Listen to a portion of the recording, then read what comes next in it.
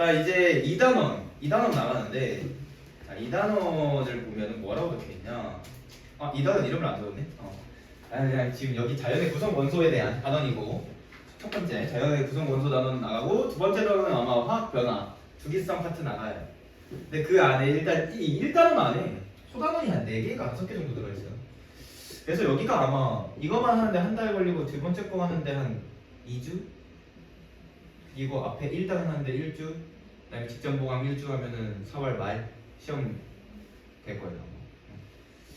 그래서 우주의 초기 원소 생성 들어갑시다.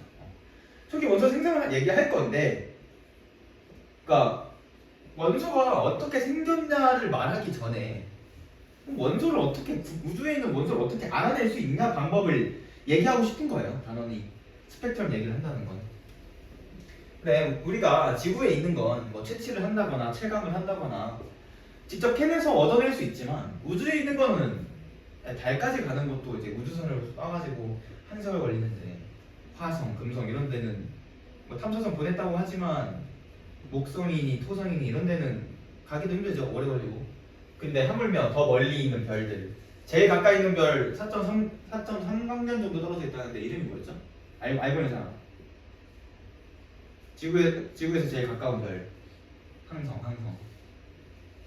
4.3광년 정도로 알고 있는데 뭐였지? 시리우스였나? 몰라요. 아마 그런 의미였던 것 같은데, 제일 가까운 별조차도 빛으로 4.3년이나 걸린다. 빛의 속도로 가도. 자, 근데 우주에 있는 그런 원소들은 도대체 어떻게, 얼마나 분포했는지 어떻게 알아내냐? 바로 스펙트럼이라고 하는 것으로 알아낸다. 스펙트럼이라고 하는 말을 들어봤나요? 스펙트럼. 보통 언제 스펙트럼이라는 말을 쓰나요? 분광기에서. 아, 그치. 근데 그거는 이론적으로 올바른 설명이고, 분광기라는 말은 이제 애초에 분광기 때문에 나온 거고, 스펙트럼만이라는 말을 보통 언제 쓰냐? 이제 뭐 조금 올드한 비유긴 한데, 그 오디션 경연 프로그램 같은 거 있잖아요. 나와 참가자가 나와. 근데 막 1라운드에서는 막 힙합을 하고, 2라운드에서는 가요를 부르고, 3라운드에서는 갑자기 민요를 불러. 그러면은 저 친구 노래 부르는 스펙트럼이 되게 다양하다 라고 하면서 꺼내죠. 스펙트럼이란 말을. 뭔가 되게 넓은 곳에 뭐 재능이 퍼져 있다, 넓은 영역에 재능이 퍼져 있다 하는 식으로 스펙트럼이라는 말을 꺼내. 그럼 스펙트럼이라는 것도 결국 그런 건가? 비슷해요. 좀 얘기가 좀 길어지는데, 빛이 분광기라고 하는 걸 통과했을 때 파장에 따라서 이 세개 띠가 나눠진다. 이것을 스펙트럼이라고 합니다. 파장이 뭔가요? 라고 한다면 여러분들이 이미 중학교 1학년인가, 중학교 1학년 때였을 거예요. 1호 대전에서 중학교 1학년 때 맞나요? 중학교 1학년? 아닌가? 중학교 1학년 때 빛의 파장, 빛의 합성과 빛의 분리, 빛의 성질, 그 다음에 파동의 성질하면서 파장 배웠을 거예요. 빛 역시 파동이기 때문에, 전자기파이기 때문에 여러 가지 파장으로 나눠지고, 그중 우리가 볼 수 있는 빨주노초 파남보, 가시광선 안에서도 파장에 따라 색깔이 나눠진다. 그러면은 저 빛이, 백색의 빛이 분광기를 통과했을 때는 빨주노초 파남보 여러 가지 색깔로 나눠진다. 여러 가지 색의띠로 나눠진다.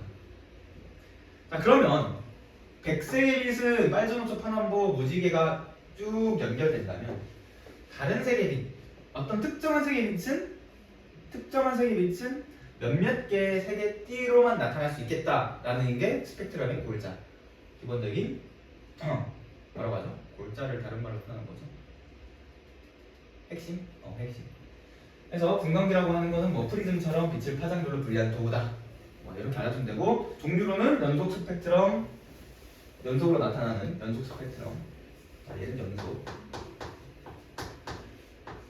다음에 특정 부분이 검은색의 띠로 나타나는 흡수 스펙트럼. 여기 이름이 흡수선이라고 적혀있죠? 흡수.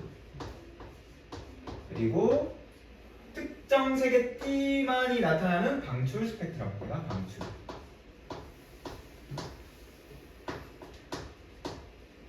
자, 얘네가 나타나는 이유는 뭐냐? 이 원자가 외부로부터 에너지를 받으면, 또는 에너지를 내뱉으면 특정한 파장의 빛을 흡수하거나 방출해서 고유한 색의 띠가 나타난다 이 내용은 물리적인 지식을 좀 요하는데 원자는 뭘로 구성되어 있죠? 원자가 뭐로 구성되어 있지? 세 개. 양성자, 중성자, 전자. 양성자랑 중성자를 묶어서 원자핵.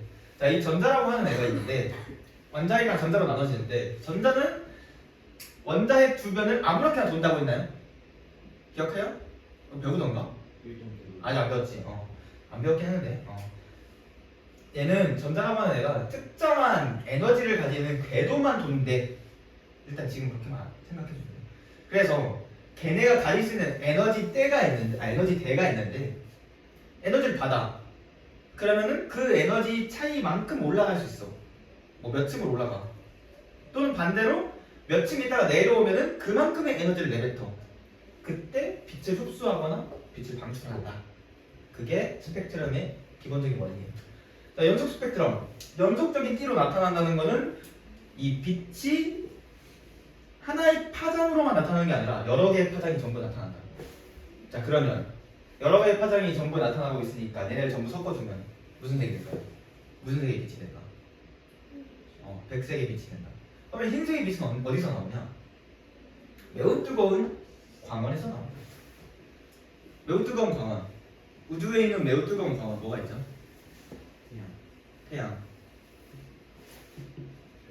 태양, 별 같은 천체들, 항성 같은 천체들, 매우 뜨거운 항성 같은 천체들. 왜 고온의 광원에서 백색빛이 나오나 하면은 이따가 뭐 다른 거 설명하면서 같이 설명할 건데 있어요. 뜨거운 물체는 특정한 파장의 빛을 내뿜어요. 뜨거운 물체. 나중에 다시 얘기할게요. 자, 그다음 흡수 스펙트럼. 얘는 특정한 선만 검은색으로 나타난다니 왜 그렇게 나타나냐? 이 부분에 해당하는 빛의, 그러니까 이 부분에 파장에 해당하는 빛이 흡수되었기 때문에 저 부분만 검은색으로 나타난다. 그럼 왜 저 부분만 흡수되냐? 자, 앞에서 어떤 별에서 나온 빛이 있어. 어떤 별에서 이렇게 백색감이 나올 거야. 고온이어서.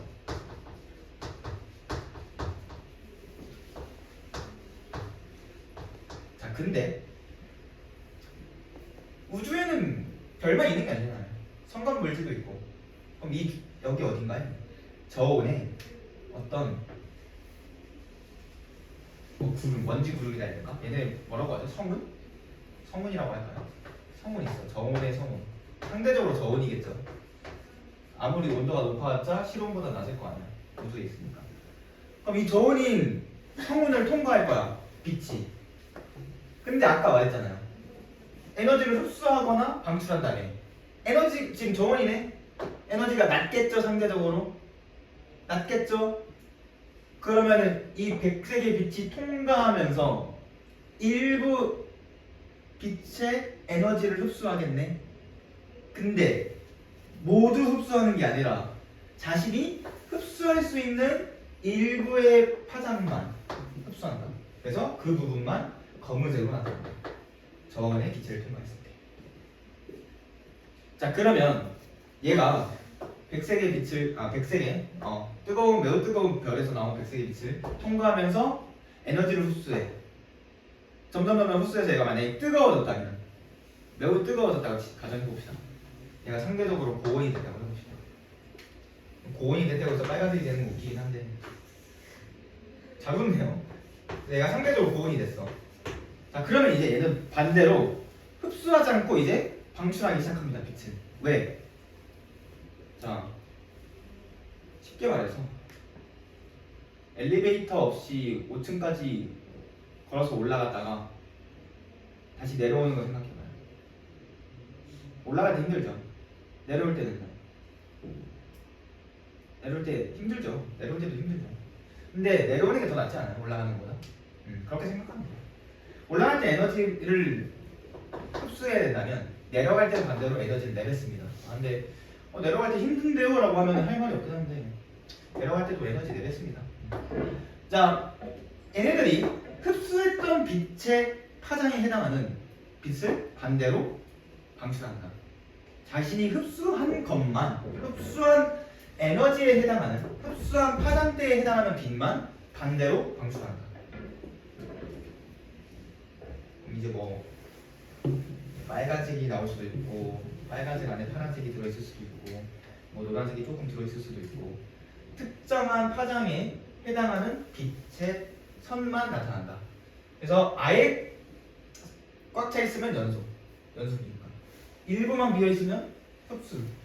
반대로 검은색과 세개띠가 반전되어 있으면 방출 정도로 기억해주면 되겠습니다. 그럼 연소과 흡수, 방출이 각각 어디서 나오는지 기억해주면 되고, 두 번째, 아까 어떤 원소마다 흡수할 수 있는 에너지가 다르다네. 그게 2번이야 지금. 원소마다 스펙트럼의 흡수선과 방출선의 위치가 다르다. 다시 말해서 원소는 특정 파장의 빛을 방출하거나 흡수한다. 특히 이제 여기 보이는 4개의 선이 있죠. 지금 뭐 여기 정확히 얼마다라고 안 적혀있긴 한데 얘는 기본적으로 그 누구의 스펙트럼이라고 생각해주면 돼. 수소 원자의 스펙트럼은 이 4가지 선. 그러니까 다른 애들은 막 엄청나게 선이 복잡한데 수소 원자의 경우 아주 간단하게 가시광선대에서는 이 4가지 선으로 표현된다. 그러면 저렇게 하나 있고 나머지 3개가 딱딱딱 있다. 아, 얘는 수소 원자의 스펙트럼이구나. 또는 뭐 그렇게 말해주면 되게 유식해 보인다. 자, 우주의 원소 분포. 자, 이렇게 해서 별빛의 스펙트럼 또는 성광물질의 스펙트럼을 분석할 수 있게 되었다. 박수. 오케이. 자, 이제 지구에 있는 우리가 알고 있는 원소들도 개별적으로 스펙트럼을 분석할 수 있잖아요. 자, 그러면 우리는 지구에서 각각의 원소에 대한 스펙트럼을 얻어낼 수 있겠네. 그렇죠? 원소의 스펙트럼을 얻어낼 수 있겠네. 그러면 우주 어딘가에 있는 별 X에서 온 빛을 스펙트럼 분석했을 때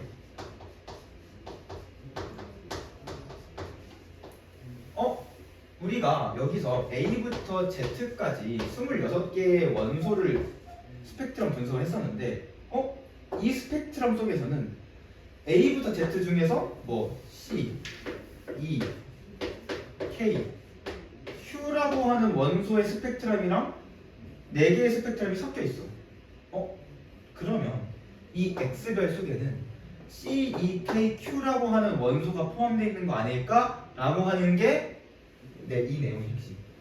별빛의 스펙트럼을 분석해보자. 그러면은 구성원소의 종류를 알 수 있다. 구성원소의 종류를 알 수 있다. 두 번째, 원소의 질량별을 알 수 있다. 자, 예를 들어서 C가 이렇게 스펙트럼 중에서 그냥 기본적으로 C의 스펙트럼이 이렇게 나오고 뭐 Q의 스펙트럼이 이렇게 나온다고 가정해봅시다. 별빛의 스펙트럼 선을 분석했더니 흡수예요. 흡수인데 지금 나머지 색을 칠하기 곤란해가지고 C에 해당하는 파장대가 막 붉어, 너무 붉은색, 막 붉어. 그리고 Q에 해당하는 파장대가 막 이래, 좁아. 그렇다는 얘기는 C가 Q보다 많아가지고 에너지를 많이 흡수한 거 아닐까? 라고 생각하는 거예요. 그럼 그렇게 봤더니 실제로도 많이 포함되어 있는 원소일수록 이 흡수선의 세기, 즉 이 선의 폭이 넓다. 자, 원소의 종류 아까 뭐 얘기했던 대로 별빛의 스펙트럼을 원소 스펙트럼으로 개별적으로 비교해봤더니 원소의 종류에 따라서 선의 위치, 개수, 굵기가 다르다. 그래서 동일한 원소라면 선의 위치가 같겠구나. 자, 원소의 질량비, 이 흡수선의 세기, 흡수선의 이 두꺼운 정도를 비교해서 파악할 수 있다. 원소의 밀도가 클수록 흡수선의 세기가 강하게 나타난다. 두껍게 나타난다. 그럼 여기서 C랑 Q 중에서 C가 Q보다 많다라는 것을 알 수 있다. 물론 원소마다 각각의 파장대에서 나타나는 두께가 달라가지고 얘가 무조건적으로 많다라고는 못해. 우리가 이것만 봐서는. 근데 뭐 과학자들이랑 천문학자들은 이거 관련해서 프로그램이 있을 테니까 어느 정도 있는지 알겠죠. 우리는 뭐 이것만 봐서 모르겠지만 상대적으로 이렇게 나타날 것이다 라고 하는 경향성 정도는 기억해주면 된다. 자, 그래서 여기 있는 그림은 태양의 흡수 스펙트럼 선이다. 태양의 흡수 스펙트럼이다. 얘를 발견한 사람의 이름을 따서 프라운호퍼 선이라고 하는데 나중에 지구과학 배우게 되면은 좀 더 자세히 배우게 될 거예요. 쌤은 지구과학 수강을 안 해봐가지고 정확한 내용이 뭐가 있는지 모르지만 정확히 뭐 얘가 어떠한 성질을 가지고 있다는 건 모르겠지만 얘가 태양의 스펙트럼 선이다. 자, 그래서 얘를 분석했더니 태양의 대기 속에 수소가 있고 헬륨이 있고 칼슘 등의 다양한 원소가 포함되어 있다. 칼슘이 갑자기 왜 나오나요? 할 수 있는데 뭐 얘는 나중에 기회가 되면 설명을 하도록 하고 지금 밑에 여기 연속 스펙트럼, 흡수 스펙트럼이 나와 있는데 파장이 지금 400에서 대략 700 정도로 나가고 있죠. 가시광선의 파장대가 약 360 정도에서 360이 아니라 정확한 값이 있었는데 380이었나? 300 후반대에서 300 후반대에서 760대 정도로 대략 한 400 정도에 해당합니다. 파장대가 짧을수록 파장이 짧을수록 무슨 색일까요? 1번 빨간색, 2번 보라색. 보라색. 저건 봐도 알죠. 파장이 짧을수록 보라색이 가까워지고 파장이 길어질수록 빨간색이 가까워진다. 자, 빨간색 바깥 지역에 뭐가 있을까요? 한자 잘 알면 유추할 수 있습니다. 1번 자외선, 2번 적외선. 적외선이에요. 얘를 이제 인프라레드라고 하는데 적외선입니다. 반대로 파란색 왼쪽에는 자외선. 자외선은 UV라고 해서 울트라 바이올렛이라고 합니다. 얘네는 파장이 짧아질수록 에너지가 커져요. 왜 그러냐는 뭐 나중에 기회 되면 설명하도록 하고. 자, 그래서 나중에 우주의 스펙트럼 선을 분석해봤더니 대부분 수소랑 헬륨으로 나타났더라. 수소랑 헬륨으로. 수소는 어떻게 나타냈어? 아까 말했듯이 여러 천체들의 스펙트럼을 분석했다. 그랬더니 수소랑 헬륨의 흡수선이랑 일치하더라. 두 번째, 우주를 구성하는 수소랑 헬륨의 질량비. 수소랑 헬륨이 각각 3대 1로 질량으로 존재하고 있다. 이건 예를 들어서 이렇게 100분율이 있으면 한 이 정도 하고 나머지 이 정도 여기가 수소가 될 거고 여기가 헬륨이 되겠고 여기는 그 외 기타. 흡수선의 세기를 분석한 결과 수소가 74%, 헬륨이 24% 정도 해당하잖아. 자, 이해하는데 장애물이 있다. 조금 제 머릿속에 이 지식을 넣는데 고난이 있는 것 같습니다. 시련이 있습니다. 없죠? 이해됐나요? 오케이. 자, 이제 빅뱅 우주론 그리고 우주의 짧은 역사에 대해서 얘기를 해봅시다. 이제 우리는 우주가 작은 한 점에서 폭발해서 생겼다라고 하는 거에 대해서 이견을 가는 사람이 없죠. 그렇지 않다라고 주장하는 사람이 거의 없죠. 이제 지나가는 동네 꼬맹이도 빅뱅 알아 하면 네 알아요 할 정도로 많이 유명해졌죠. 빅뱅이라고 하는 저 단어에서 아이돌 그룹도 나왔고 왜 얼마나 유명해졌으면 저거 가지고 이제 사람들이 그렇게 열광하겠어. 인기도 많죠. 왜요? 되게 이심스러운 표정을 보는구나. 자, 이 빅뱅 대폭발 우주론은 1940년대 가보프라고 하는 물리학자인가 천문학자가 주장했습니다. 이 사람이 처음에 주장했을 때는 빅뱅이라고 안 했어요. 그냥 뭐 팽창 우주론인가 그런 이름으로 약간 좀 따분한 이름으로 주장했어요. 이 사람이 주장하기를 약 138억 년 전에 우주가 탄생했다. 그때 우주는 매우 뜨겁고 밀도가 매우 높은 한 점에서 빅뱅이 일어났다. 대폭발이 일어났다. 그리고 그 우주는 시작된 이후로도 지금까지 계속 팽창하고 있다. 라고 1940년대 조지 가모프가 주장했습니다. 자, 근데 그럼 저 우주론을 주장하기 전에 무슨 우주론이었냐? 정상 우주론이네. 우주는 되게 노멀하게 그리고 그 부르는 영어 단어가 있었는데 까먹었네. 물리를 하다가 좀 오래 나와가지고 균등하게 우주는 되게 호모지니어스라고 해가지고 균이라고 균등하고 등방성이 있다 뭐 정상적이다 해서 정상 우주론이 있었는데 가모프가 팽창한 우주론을 주장한 이유로 어떤 학자가 그러니까 반대하는 학자가 그러면은 네가 주장하는 건 빅뱅이네 하면서 말 그대로 빵 하고 터지는 거네 라고 멸치를 붙였는데 그게 엄청 유명해진 거다. 오케이, 각설하고. 자, 우주의 온도랑 밀도 변화. 매우 뜨겁고 매우 밀도가 높은 한 점에서 폭발이 일어났다며. 그럼 커지면 저 점은 어떻게 될까요? 라고 하는 거야. 뭐가 줄어? 온도하고 밀도가. 온도하고 밀도가 줄어든다. 이게 왜 그러냐면 이걸 어떻게 설명해야 될지 모르겠지만 구름이 어떻게 생기는지 중3 때 배우죠. 기억나요? 자, 구름이 어떻게 생겨요? 라고 물어봤을 때 수증기가 상승기를 타고 공중에 올라가면서 갑자기 팽창하면 뭐가 된다? 수증기의 온도가 낮아진다. 이때 이거 무슨 팽창이라고 해서 배웠어요? 단열 팽창. 자, 우주도 비슷해요. 우주 밖으로 물질이랑 에너지가 출입할 수가 없어요. 일단 우리가 알기로는 그래. 그렇다는 얘기는 얘가 만약에 엄청 커진다면 어쨌든 전체적으로 얘가 가지고 있는 에너지 자체는 변하지 않아. 그러면은 얘 부피가 엄청 커. 왜? 우주가 가지고 있는 에너지는 변하지 않아. 일정해. 근데 얘가 갑자기 엄청 커진다? 그러면 전체적으로 한 점에서 가질 수 있는 에너지가 점점 떨어지니까 우주의 밀도도 줄어들 거고 온도 역시 떨어진다. 그래서 빅뱅 이후 우주가 팽창하면서 온도가 계속 낮아지게 되고 밀도 역시 점차 감소하게 되었다. 질량 변화.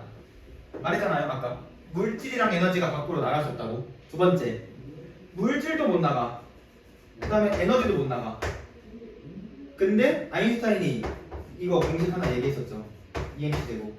에너지랑 질량은 서로 왔다 갔다 할 수 있다고. 몰라요? 모를 수도 있다. 아인슈타인이 얘기했던 공식 중에 하나인데 에너지랑 물질은 서로 왔다 갔다 할 수 있다. 그럼 다시 말해서 에너지랑 물질이 밖으로 못 나가는 우주야. 그러면 이 안에 있는 에너지랑 물질끼리 서로 왔다 갔다 할 수 있는데 어쨌든 전체적으로 가지고 있는 에너지랑 물질의 양은 변하지 않는다는 거네.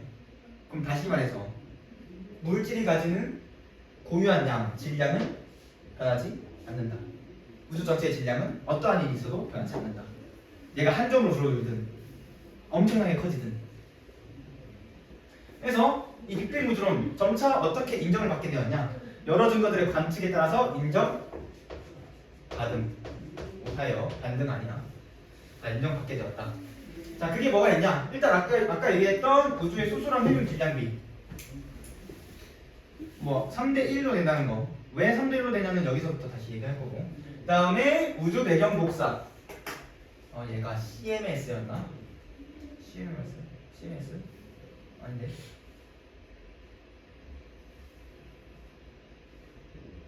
코스모스 배경이 뭐였지? 백그라운드였나? 그라운드였나? 있었는데 부르면 영어라고 있었는데 까먹었어요. 우주 배경 복사라고 해가지고 앞에서 내가 뜨거운 별에서는 백색의 빛이 나온다 했잖아요. 자, 어떤 물체가 온도를 가지고 있으면 다시 말해서 그냥 어떤 상황에서든 간에 모든 물체는 그리고 모든 물질은 특유의 파장대에 해당하는 빛을 내뿜어요. 우리는 빛을 안 내뿜는데 우리 밝기 안 빛나는데요? 근데 적외선 카메라로 보면 우리도 밝게 빛나죠. 이제 일상적인 온도에서 나오는 빛이 있고 뜨거운 별이나 이런 데서 나오는 온도가 있고 쇠 같은 거 생각해봐. 쇠 강철 같은 거 용광로에 넣어서 뜨겁게 달구면 점점 붉게 달아올라서 밝아지잖아. 왜 그래? 온도에 따라서 빛을 내뿜기 때문에. 그럼 우주가 엄청 뜨거웠을 때 빛을 내뿜었을 거야. 근데 얘가 점점 커지면서 온도가 내려갔다네. 그러면은 얘네들 역시 우주의 온도가 내려감에 따라서 뜨거웠던 빛에 해당했던 파장이 점점 길어져서 낮은 온도에 해당하는 파장대가 됩니다. 낮은 온도에 해당하는 파장대. 그래서 마이크로파, 전파에 해당하는 파장대가 되는데 그걸 우주 배경 복사라고 한다. 근데 옛날에 여러분들이 기억할지는 모르겠지만 옛날에 유선 TV가 많이 유행했을 시절에는 유선 TV, 그러니까 케이블 TV 있잖아요. 케이블 맞나? 케이블 TV. 이제 채널 돌리다 보면은 채널 배정되지 않은 채널에서는 지직거리는 소음이 나타난다. 거기서 한 대략 5에서 10%, 5에서 30% 정도가 우주 배경 복사에 해당하는 소음이다. 노이즈다. 그다음에 허블의 관측. 허블이라고 하는 천문학자가 있는데 이 천문학자가 우주가 팽창한다 라고 하는 것을 관측을 통해서 알아냈습니다. 그래서 이 사람의 이름을 딴 우주망원경이 과거에 있었죠. 허블 우주망원경. 그리고 그거를 대체한 게 제임스 웹 우주망원경. 더 화질도 좋고 선명하게 찍을 수 있는 제임스 웹 우주망원경. 그래서 나중에 허블이라는 이름을 지구과학을 하다 보면 다시 볼 수 있을 거예요. 허블 개수, 허블 팽창 개수 뭐 그런 거. 이 허블이라고 하는 사람이 우주가 팽창한다는 것을 알아냈다. 여러분들은 이 옆에 있는 그림을 같이 봐주면서 하면 될 것 같은데 쌤이 여기를 간단하게 하고 다시 여기를 옆을 돌려서 보여줄게요. 자, 우주의 처음에 원소가 어떻게 생겼느냐. 자, 물질이라고 하는 거는 결국 입자들로 이루어져 있고 이 입자는 가장 작게 쪼갠 게 우리가 기억하는 게 원자였다. 그리고 이 원자를 쪼갰을 때 전자랑 원자핵으로 나눠졌고 전자는 더 이상 쪼갤 수 없으니까 생략하고 원자핵은 다시 양성자랑 중성자로. 근데 이 양성자랑 중성자를 다시 또 쪼갤 수 있게 됐어. 그게 쿼크라고 하는 녀석이다. 자, 근데 여기 있는 전자랑 쿼크는 더 이상 쪼갤 수가 없다. 그래서 이 전자랑 쿼크를 통틀어서 기본 입자라고 부릅니다. 그냥 입자도 아니야. 기본 입자. 우주를 구성하는 기본 입자라고 해서 쿼크 6종류, 그 다음에 전자에 해당하는 얘네 이름이 경입자예요. 경입자 6종류, 그 다음에 여러 가지 뭐 타우온, 파이온, 케이온, 뮤온은 경입자고, 힉스 보손, W 보손, Z 보손 이런 애들, 그런 기본 입자들이 서로 상호작용하면서 우주의 여러 물질들과 여러 힘들을 만들어냈다. 뭐 여기서 지금 물질만 얘기하고 있죠. 기본 입자로 쿼크랑 전자로부터 기본 입자들로부터 물질들이 만들어졌다. 오케이. 자, 일단 알고 있는 거. 원자는 원자핵이랑 전자로. 두 번째, 전자수는 원자핵 속에 있는 양성자수랑 같다. 여기까지 알고 있죠. 물론 이건 뒤에 나오는 내용이랑 똑같은 건데. 그래서 원자는 전기적으로 중성이다. 전자의 전하량 1이라고 마이너스 1이라고 했을 때 양성자의 전하량 마이너스 1, 플러스 1이니까. 그래서 두 개 더해주면 0이다. 자, 두 번째, 전자는 더 이상 분해되지 않는 가장 작은 입자다. 그래서 기본 입자다. 라고 말했고요. 원자핵은 양성자랑 중성자로 이루어졌다. 위에서 말했고요. 다시 이제 우리가 배우지 않은 거. 자, 양성자랑 중성자는 각각 3개의 쿼크로 이루어져 있다. 앞에서 쿼크로 만들어졌다 했는데 양성자랑 중성자는 각각 3개의 쿼크로 만들어져 있습니다. 양성자는 위, 아래라고 하는 쿼크로, 중성자는 위랑 아래라고 하는 쿼크로 만들어집니다. 그래서 뭐 U, D 하면은 양성자는 프로톤이니까 위, 아래 에서 양성자. 자, 그 다음에 업, 다운해서 중성자는 뉴트론이어서 N으로 표현해요. 중성자. 위, 아래. 자, 얘네가 이렇게 결합해서 왜? 설마. 아니죠? 자, 양성자랑 중성자 각각 전하량 얼마죠? 양성자는 플러스 1. 아까 얘기했죠. 중성자는 0이다. 자, 얘네가 왜 이렇게 되냐?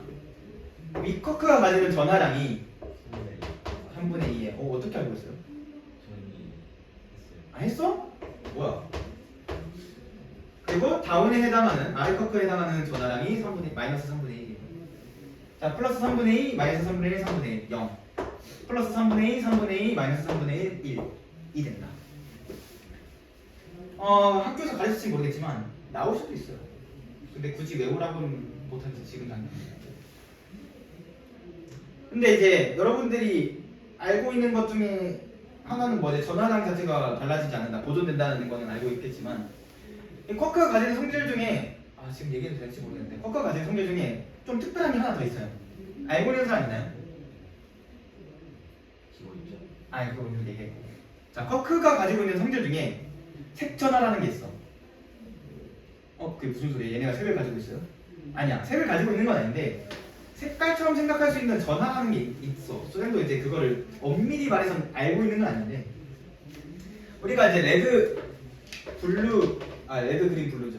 정확히 레드, 그린, 블루라고 하는 거를 기본적인 빛의 삼원색을 알고 있는데 얘네들 전부 섞으면은 화이트, 백색이 되잖아요. 얘네들도 역시 비슷해. 얘네들이 뭉쳐져가지고 어떤 입자를 만들 때 백색이 돼야 된대. 그래서 뭐 RGB가 서로 뭉쳐지거나 또는 뭐 시안, 옐로우, 마젠타가 합쳐지거나 얘네들이 뭐 색전화라고 하는 게 있어서 그래서 물리하는 사람들은 좀 골치가 아파지기 시작합니다. 이 입자물리 공부하는 사람들은 그래서 색전화가 뭔데 양자색 역학이 뭔데 도대체 하면서 머리를 막 끙끙 쥐어짠다. 근데 지금 여러분들 수준에서는 그리고 제 수준에서도 굳이 알 필요는 없다. 자, 쿼크는 더 이상 분해되지 않는 작은 입자다. 기본 입자 얘기하고 있다. 자, 그래서 이제 마지막으로 빅뱅이랑 입자의 생성에 대해서 얘기하자. 빅뱅 직후 갑자기 팽창해서 온도가 낮아졌다 얘기했고 최초로 기본 입자가 만들어졌어. 어떤 에너지 상태에서 이제 최초의 입자들이 만들어질 거야. 기본 입자들이. 왜냐면 얘네는 더 이상 쪼개지지 않는 거니까. 그렇다는 얘기는 얘네가 처음 만들어져야 당연하다는 얘기겠죠. 그리고 얘네들이 점점 상호작용하면서 무거운 입자가 된다. 그래서 나중에 수소 원자랑 헬륨 원자가 생성되었다 해서 초기 생성 원소는 수소랑 헬륨이다. 자, 이제 시작하자. 빅뱅 0초. 매우 뜨겁고 밀도가 높은 한 점에서 우주가 탄생했다. 탄생한 그 순간부터 시간을 세는 거예요. 탄생하기 전에는 시간이 존재하지 않아요. 즉 빅뱅 이전의 역사에 대해서 물어보면은 만약에 그거에 대해서 얘기하는 사람이 있다. 그럼 그 사람은 과학자가 아닙니다.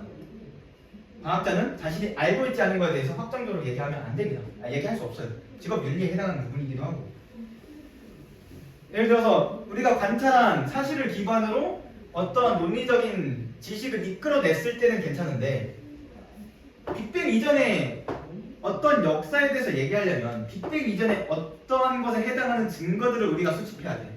근데 빅뱅 이전의 증거라고 볼 수 있는 것을 우리가 수집하지 못했기 때문에 빅뱅 이전의 역사는 존재하지 않습니다. 따라서 빅뱅 이전의 시간 역시 존재하지 않고 시간 역시 빅뱅이 시작한 순간부터 흐르기 시작했다. 그러니까 마이너스 1초는 없는 거야. 0초부터 시작했다. 0초. 자, 그 다음에 매우 짧은 시간, 아마 10에 마이너스 35초 정도에 해당할 건데 가 흐른 후, 그러니까 지금 0초에서 10에 마이너스 35초면 지금 1초 지나는 순간 동안 이게 10에 35승만큼 반복됐다는 소리예요. 그동안 지났는데 매우 긴 역사가 지나서 우주가 팽창해서 온도가 떨어졌다. 우주의 입장에서 매우 긴 역사예요. 최초로 쿼크랑 전자 등의 기본 입자들이 생성되었다. 자, 그 다음에 양성자랑 중성자 생성. 여기가 대략 몇 초였더래? 기억이 안 나네. 근데 뭐 중요하지 않아요. 나중에 중요하면은 쌤이 나중에 보고 올게요. 자, 우주의 온도가 내려가서 이 만들어졌던 쿼크들이 점점 결합했다. 그래서 양성자랑 중성자가 만들어졌다. 처음에는 양성자랑 중성자 수가 비슷했대. 비슷했다는 건 1대1이었다는 소리네. 빨간색을 양성자, 파란색을 중성자라고 합시다. 처음에는 1대1이었어. 근데 점점 양성자의 수가 중성자의 수를 넘어서기 시작해서 7대1 수준까지 간다.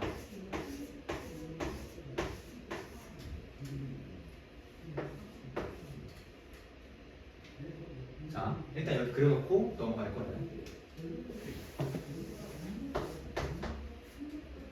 그 다음 상분이 되는 시점에서 우주 온도가 10억 켈빈 이하로 떨어진 게 10억 켈빈이야. 10억 켈빈으로 떨어져서 헬륨 원자핵이 이제 만들어지기 시작했다. 자, 이 그림 왜 그렸냐? 헬륨 원자핵 만들어지는 거 설명합니다. 그래서 얘네들이 자, 몇 번을 그려야 되는지 모르겠는데 융합해서 14개 지금 여기 보면 14개인가? 12개구나.